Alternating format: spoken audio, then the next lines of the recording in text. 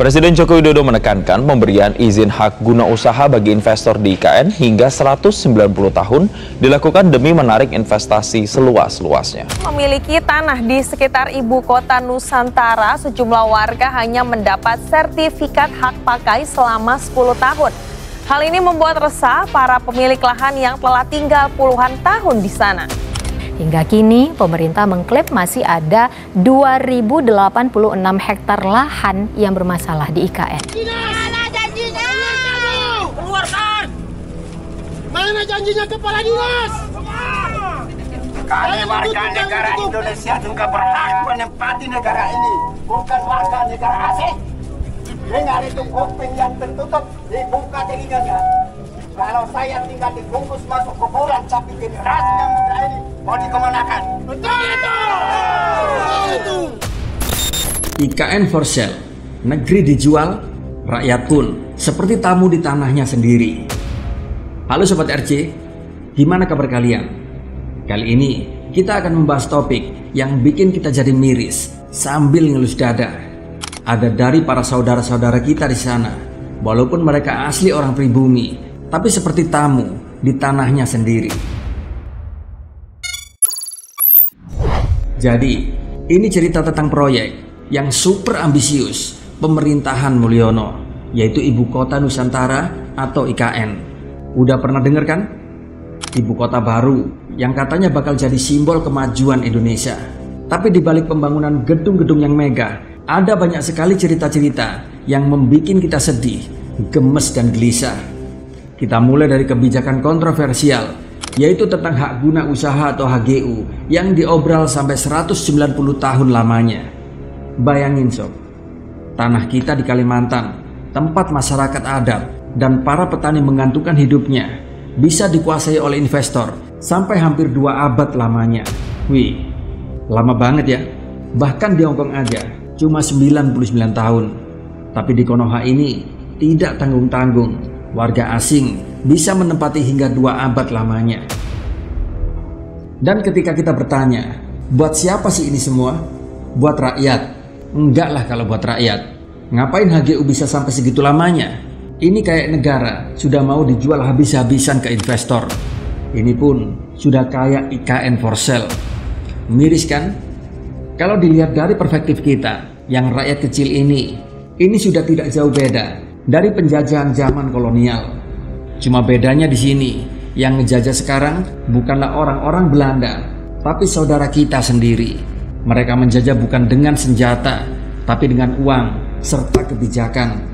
Alfian mengaku sudah diberikan ganti rugi sementara senilai 3 juta rupiah, tetapi tak kunjung mendapatkan sisa ganti rugi untuknya. Ganti rugi 3 juta. 3 juta berapa gitu nah. Kok bisa begini, aku bilang kok hanya segini, bilangnya alasannya ya punya sampean ini masih diproses, masih sebagian aja ini yang bisa dibayar dulu. Kalau masalah angka tidak pernah dibicarakan. Terakhir kemarin baru diadakan musyawarah untuk penilaian harga, tetapi itu cuma bahasa musyawarah aja. Ternyata di situ langsung poinnya aja bahwa kami bayar kamu sekian, terima atau tidak. Buat kita yang merasa gemes, wajar sih. Bahkan banyak pengamat mengatakan kebijakan Mulyono ini sudah bertentangan sama pasal 33 Undang-Undang 1945 yang bilang kalau bumi, air dan segala isinya itu dikuasai negara untuk sebesar-besarnya kemakmuran rakyat. Tapi apa kenyataannya? Malah para investor yang dimanja, sedangkan rakyat seperti masyarakat adat, petani dan nelayan justru tersingkirkan dari tanah mereka sendiri. Bukan cuma itu sob, pembangunan IKN juga menghadapi masalah serius lainnya. Masyarakat lokal yang sudah tinggal turun-temurun di wilayah tersebut pun digusur satu persatu. Kebayang gak sih? Tempat tinggal mereka yang seharusnya menjadi warisan keluarga malah dijadikan lahan untuk para investor. Salah satu warga lokal, yaitu Syararia, pun sampai bercerita gimana tetangganya tiba-tiba pindah setelah secara terpaksa menerima ganti rugi. Dan yang lebih menyedihkan, proses ganti ruginya dilakukan secara diam-diam, yaitu satu persatu. Jadi mereka pun nggak bisa menyatukan suara buat melawan penguasa. Di sini kayak sebuah drama klasik. Rakyat kecil terpinggirkan, investor merajalela. Sebenarnya kita harus mikir, IKN ini buat siapa sih? Apa benar buat kita para rakyat jelata ini? Atau cuma buat segelintir orang yang punya duit dan kepentingan? Dan yang lebih ngenes lagi, masyarakat adat di sana kayak Darmawi terkejut ketika melihat pelang lahan Mabes Polri di wilayah adat mereka. Wilayah yang selama ini mereka jaga secara turun-temurun, tempat situs-situs ritual adat, sekarang bakal hilang. Gimana nggak sedih coba? Apa ini yang dinamakan pembangunan inklusif dan berkelanjutan? Makin bingung kan? Ya jelas dengan status hak pakai ini kan berbeda pengertiannya dengan hak milik. Warga termasuk saya yang punya lahan di sini, yang sebenarnya itu milik kami kuasai, tapi ternyata oleh negara hanya dipinjam pakaikan, dan pinjam pakai itu hanya 10 tahun. Bayangkan kalau kita bandingkan dengan HGU yang Jokowi berikan kepada investor, itu sampai hampir 2 abad. Sementara kami warga masyarakat yang asli di sini hanya dikasih waktu 10 tahun hak pakai. Setelah itu nggak tahu. Bisa jadi diambil percuma oleh pemerintah dengan dasar bahwa ini akan digunakan oleh pemerintah. Hak pakai itu siapa yang mau beli kalau hak pakai? Pak dijanjikan apa Pak sama BPN?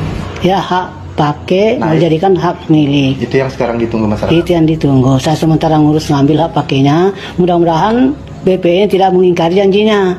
Nah, belum selesai sampai di situ.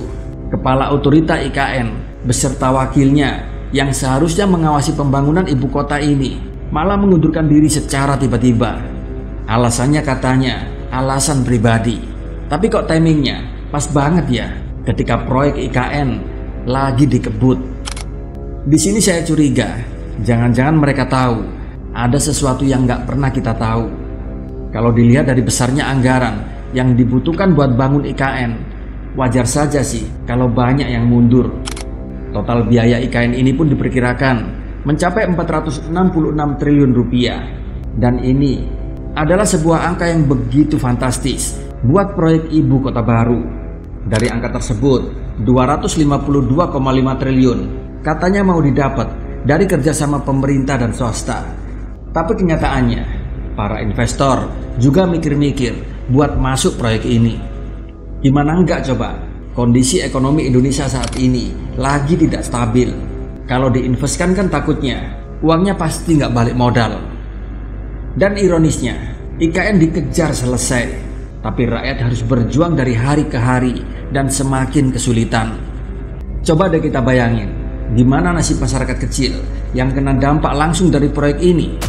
Mereka bukan cuma kehilangan tanah, tapi juga warisan leluhur. Dan kalau begini terus, kapan mereka bisa merasakan janji-janji manis yang diobral pemerintah soal reforma agraria? Jadi buat para penguasa yang nonton ini, kita cuma mau bilang, ingat loh, tanah itu bukan cuma soal nilai ekonomi, itu soal identitas, soal hidup, dan soal masa depan rakyat. Kalau pemerintah nggak serius menjaga kepentingan rakyat, ya jangan kaget kalau rakyat akhirnya makin tidak percaya lagi sama pemerintah. Dan buat kita semua yang masih berharap sama keadilan, ya nggak apa-apa sih kalau memang pemerintah mau bangun ibu kota baru. Tapi tolong dong, jangan lupa sama rakyat kecil. Jangan sampai kita menjadi tamu di tanah kita sendiri.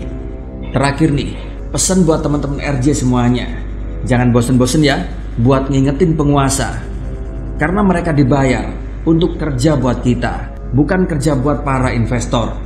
Jadi tetaplah kritis, walaupun toh suara rakyat jelata seperti kita pasti tidak didengar. Tapi di sini setidaknya ada penguasa alam semesta yang jauh lebih tinggi kedudukannya dari Mulyono, yang selalu mendengar suara dan doa-doa kita. Tetap semangat, salam perjuangan, dan salam dari rakyat jelata.